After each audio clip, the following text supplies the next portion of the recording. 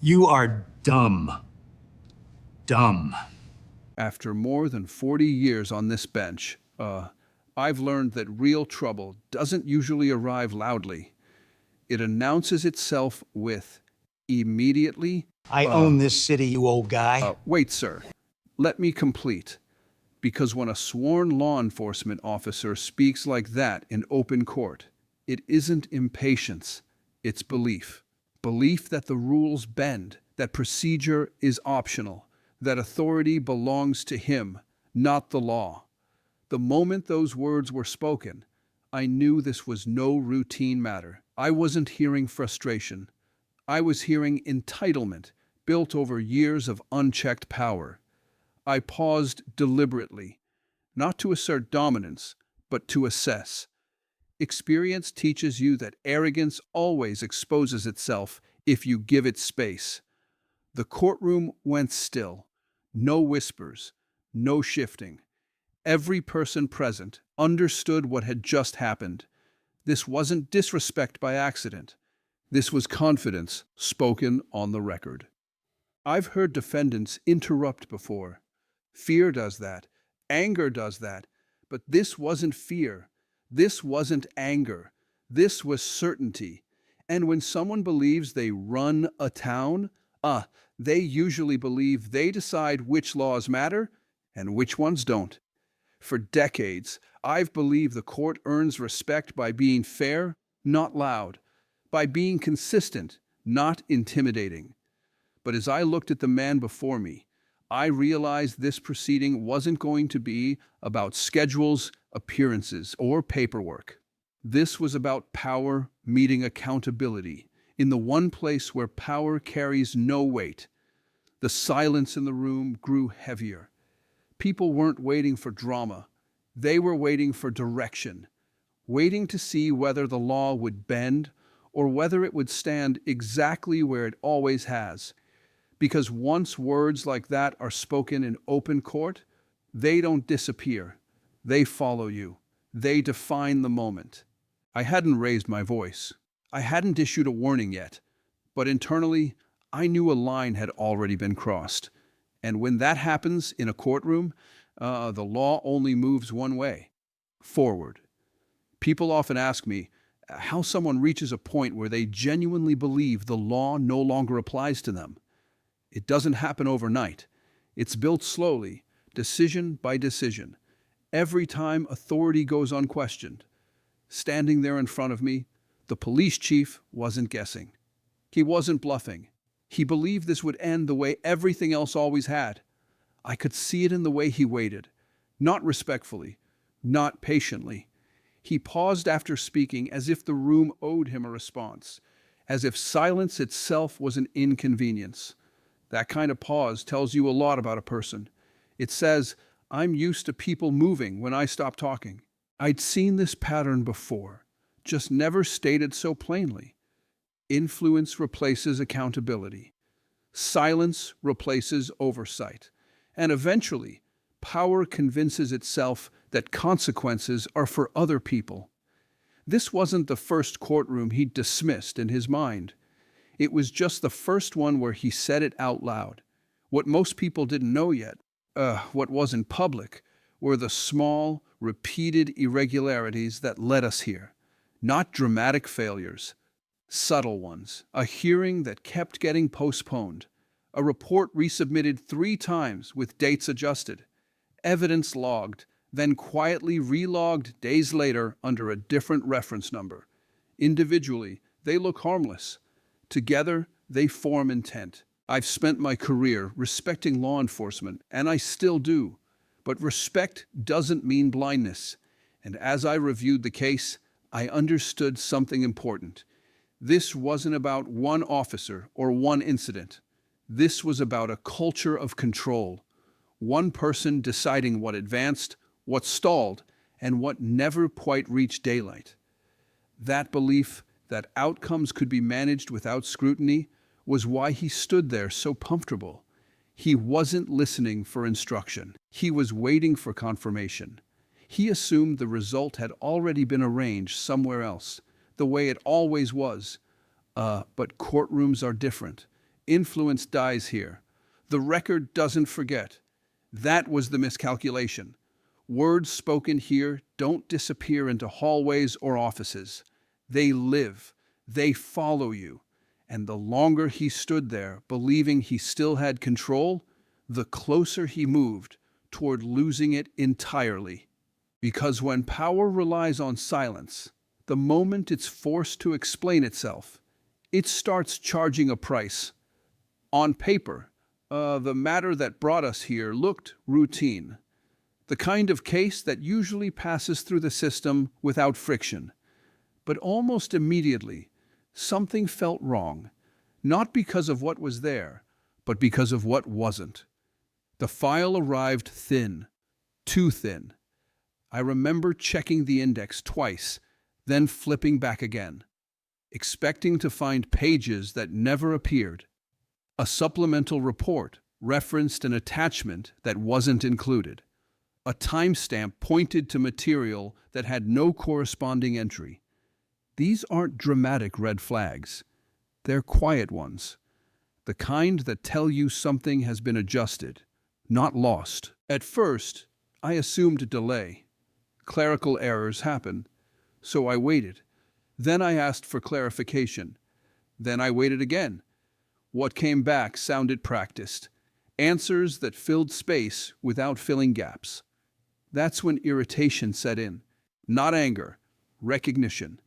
Someone wasn't confused. Someone was stalling. Witness availability shifted without explanation. A name listed one week became unreachable the next. A statement summarized in brief never appeared in full. And every time I pressed for completeness, I was told the same thing. It was being handled. Handled. That word kept surfacing. As if the goal wasn't truth, but closure. I've learned that real interference doesn't announce itself. It slows momentum. It tests how much delay the system will tolerate. And when I laid the timeline out in front of me, the pattern was impossible to ignore. Every pause benefited the same direction. Every omission reduced scrutiny. Every delay dulled urgency. That's when federal interest entered. Quietly. No headlines, no spectacle. Just formal requests for materials the record already claimed existed. The subpoenas were ordinary, routine, the kind complied with every day by people with far less authority. Attendance, answers, transparency. Nothing burdensome, nothing unreasonable. But compliance didn't happen. Once, then again. And when lawful orders are ignored repeatedly, the issue stops being logistics and starts being defiance. That's how the matter reached my courtroom, not as a misunderstanding, but as a confrontation with control. By then, I wasn't asking whether something had been altered. I was asking how long someone believed they could keep control by doing nothing. This wasn't carelessness.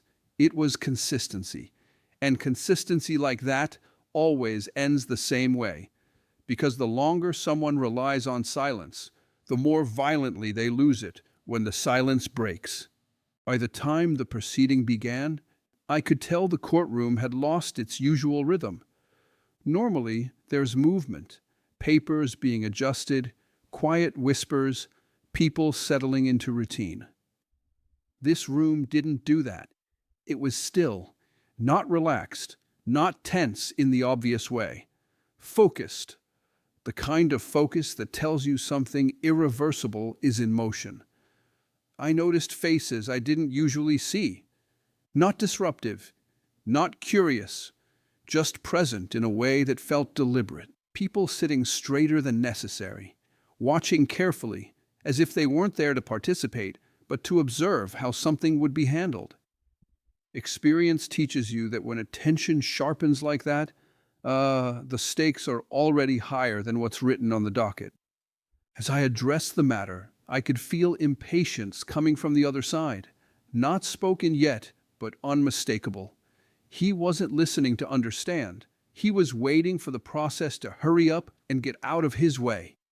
That expectation of cooperation without resistance wasn't frustration, it was habit. I asked a direct question, clear, limited, one that required nothing more than an honest response. He hesitated, just long enough to signal annoyance, not confusion, annoyance. As if the question itself were unnecessary. That pause told me everything. It said, I'm not accustomed to being accountable here. The room tightened after that. You could feel it happen. Chairs stopped shifting. Pens stopped moving. No one looked away. And in that silence, it became clear. This was no longer about information. It was about whether authority would be acknowledged or exposed. Because when authority isn't acknowledged in a courtroom, it doesn't fade quietly. It fractures, and fractures don't stay contained. I've learned over the years that people who rely on power don't prepare for resistance. They prepare for obedience.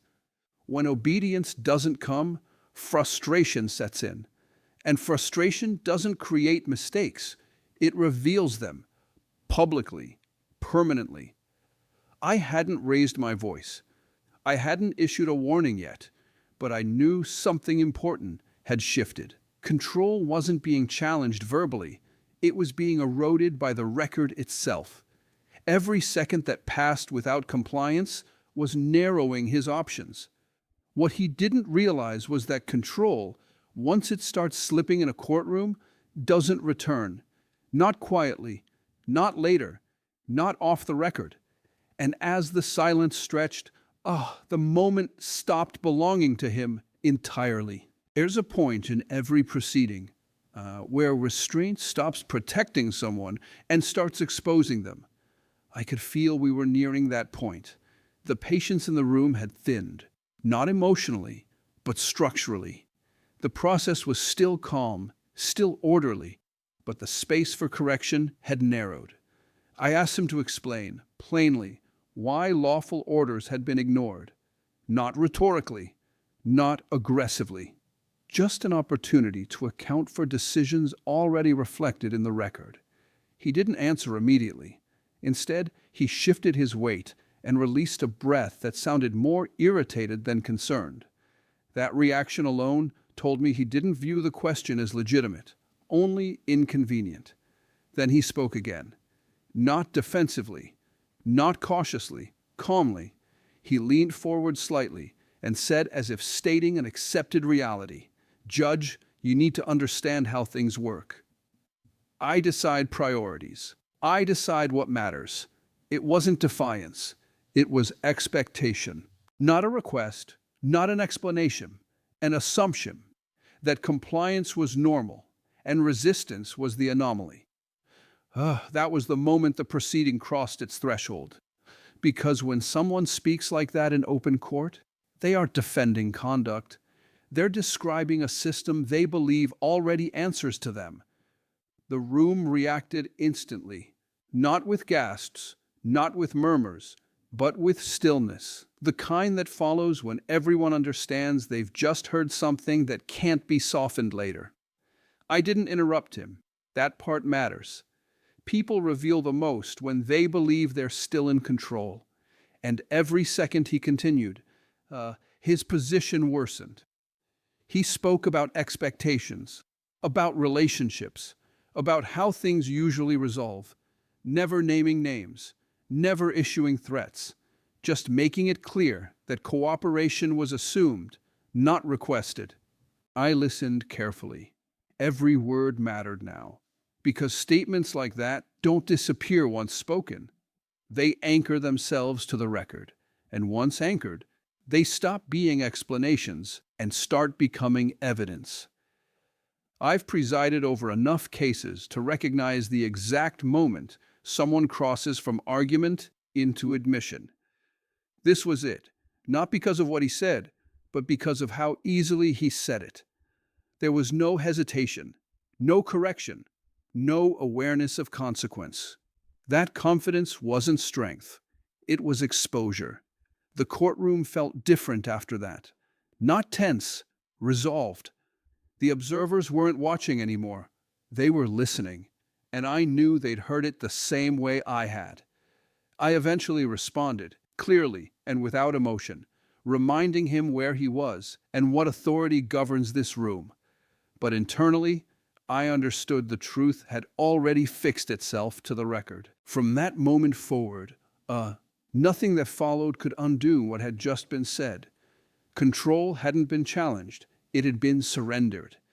There's a moment after someone realizes they've gone too far, where they don't pull back, they escalate. Not by correcting themselves, but by reaching for what has always worked. I recognized that shift immediately. His tone stayed controlled, but the ease behind it vanished. Confidence, once it feels threatened, starts searching for leverage. He began reminding the room of his value. Years of service, results delivered, problems solved quietly, not as explanation, but as positioning, as if longevity itself granted exemption, as if usefulness outweighed obligation. I'd seen that tactic before.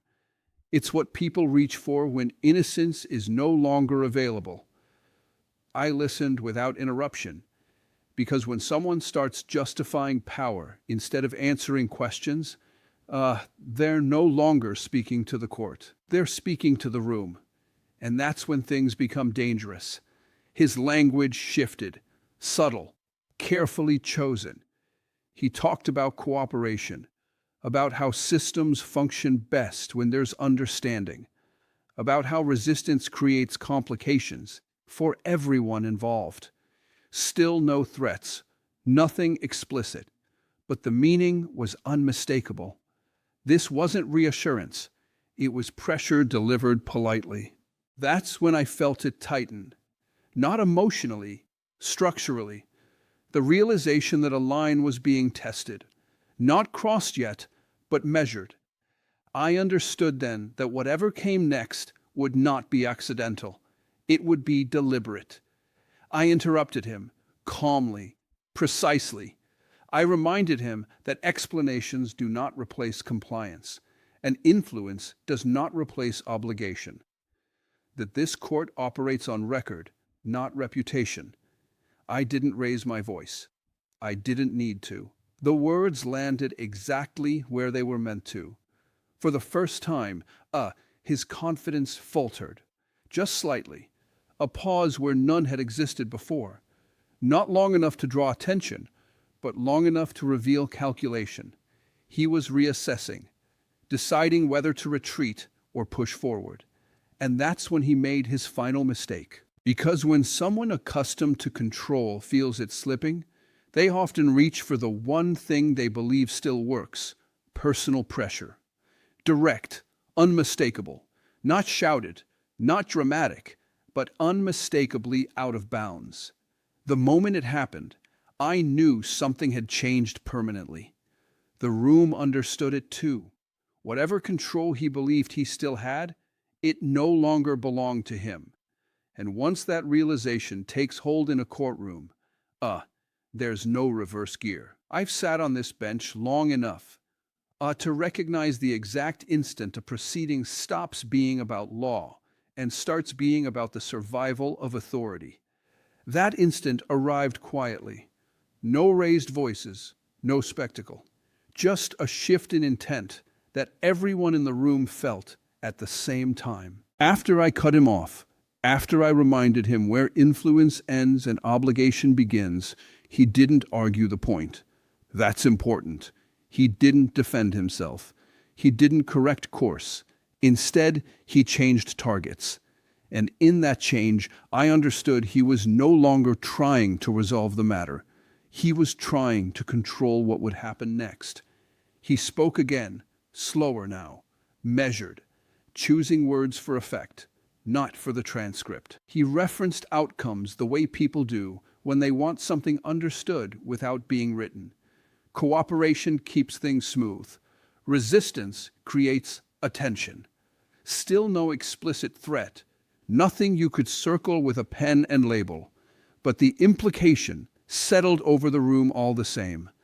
I felt anger then, carefully, briefly, Not professional displeasure, personal anger, because this wasn't pressure aimed at the process anymore. It was pressure aimed beyond it, toward people and interests that weren't standing in that room. I held my silence. Sometimes silence forces people to hear themselves. And in that space, he said just enough to remove any remaining doubt. Not loudly, not emotionally, just enough to show he believed leverage existed outside the law, and that he was prepared to use it. That was the line. I didn't need a speech. I asked a single question, a narrow one, the kind that offers only two exits: admit intent or deny what the record already supports. A question that doesn't accuse, but fixes the moment exactly where it stands. He hesitated, longer this time. And in that hesitation, the illusion finally broke. Because intimidation only works while it believes it's invisible. The moment it's recognized, it becomes evidence. I didn't threaten him. I didn't raise my voice. I didn't need to. What mattered had already happened. His words, spoken in open court, heard by witnesses, preserved by the record. From that point on, nothing could be taken back. Not later, not privately, not off the page. The room knew it. He knew it. And whatever protection he believed his position provided had just dissolved into permanence. There are moments, when authority doesn't need to raise its voice to be heard. This was one of them. After the line was crossed, after the record fixed itself, the tension in the room didn't increase. It settled. And when tension settles like that, it usually means the next move no longer belongs to the person who caused it. I didn't turn toward the back of the courtroom immediately. I didn't have to. Over time, you learn to sense when oversight has finished watching and started acting. The movement in the room changed. Not reactive, coordinated, purposeful. That's when someone stood. No announcement, no urgency, just a calm rise, as if this moment had been anticipated rather than improvised. Identification was shown quietly. Authority recognized without debate. And in that instant, the proceeding shifted away from argument entirely and into procedure. The police chief adjusted his stance, trying to place what was happening inside the hierarchy he was accustomed to navigating. But hierarchy had already lost relevance.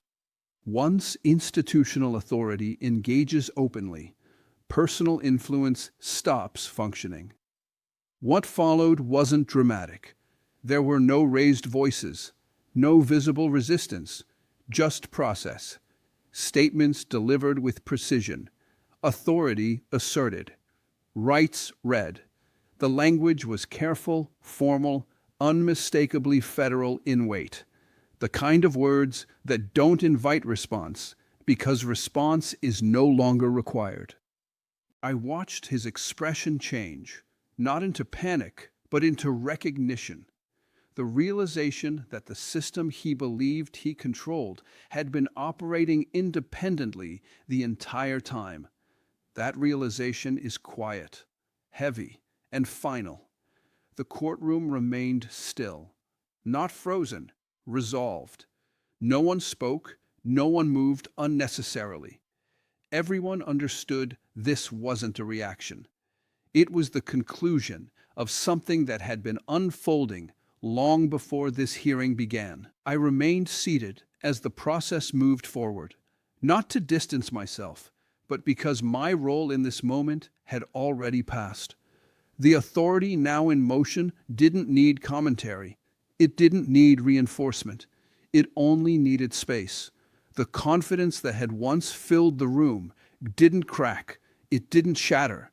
It vanished completely, as if it had never existed in a form capable of surviving structure. And as the matter transitioned beyond this courtroom, one thing was clear.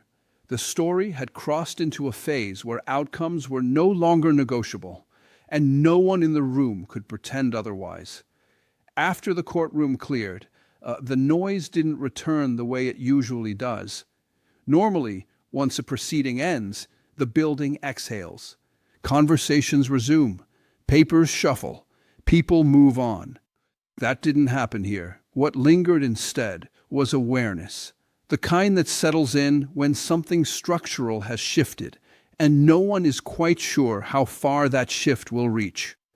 In the days that followed, the effects didn't arrive dramatically. They arrived methodically. Requests became mandates.